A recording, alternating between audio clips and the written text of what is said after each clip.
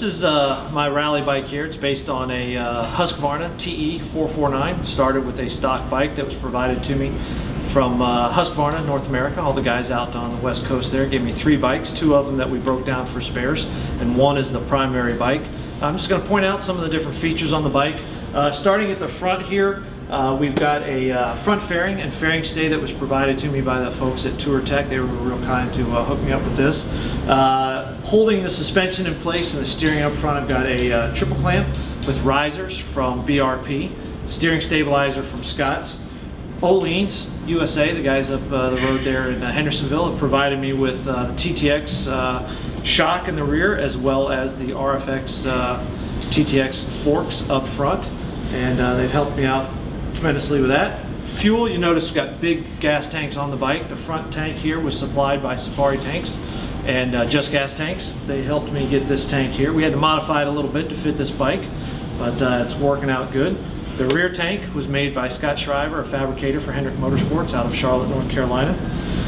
Down low, you'll see a skid plate that also holds the tools and mandatory 3 liters of water. We've got an exhaust system that was provided by FMF. Makes great power, sounds good on the bike also. The tires were provided to me from Michelin. Ross Shields over at Michelin hooked me up with the Desert Race tires. That rear tire was actually the factory tire used last year. He's been kind enough to give me 10 sets of those, so that's going to help me out quite a bit. So a good friend of mine, Joey Sabrizi, helped me out with a lot of other fabrication on the bike, the mounts to hold the tank, the fairing stay, and a few other bracketry that we needed to do. Without his help, this bike definitely wouldn't have come together the way it has. We've done a few other things on the bike for longevity. We are running a stock motor. That's part of the plan here with Husqvarna, is to show that these stock motors are fast and reliable.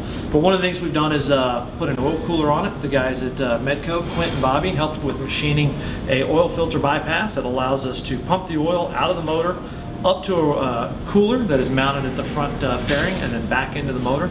That has increased the oil capacity by 70%, as well as it's going to keep it much cooler. So that should help with the longevity of the bike.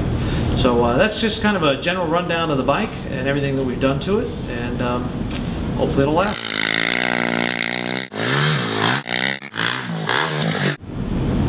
So the Husky Rally bike here, it's a good platform. One, the engine's kind of proven. It came from the BMW G450X. It's been used for enduro competition as well as rallies the past 2 years at the Dakar. So this is just a evolution of that engine, so it's new and improved, it's better.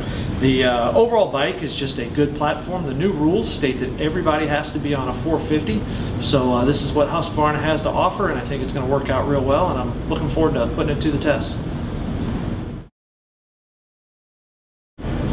So I want to thank everybody at the BMW Performance Center, the Motorcycle Rider Training Program, as well as the Performance Driving School. The center's been real helpful in allowing me to make this happen. I want to thank everybody that has pitched in and supported, whether it's donations, buying the shirts and the patches and the stickers, to just giving me the encouragement to go out and do this. Without everybody's support, this definitely wouldn't be happening. So thank you very much. I really appreciate it.